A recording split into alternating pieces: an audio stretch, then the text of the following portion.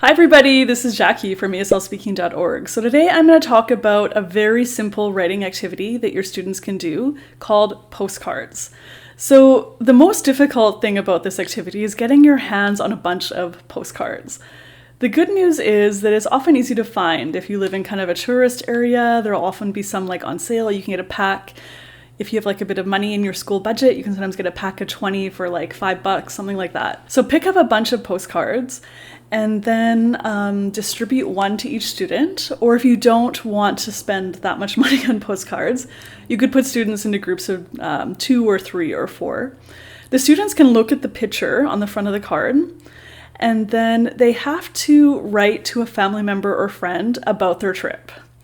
So you could talk kind of about what things people typically write on postcards, maybe what they're eating, how the weather is, how the plane ride was, things that they've seen, activities they've done, that kind of thing. So students just can make up whatever they would like to write on the postcard. It doesn't have to be true, of course, because they probably have never been to that place.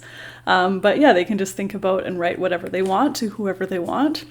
And then in the end, students can trade postcards with another group, and that other group or person can read what the other students have done.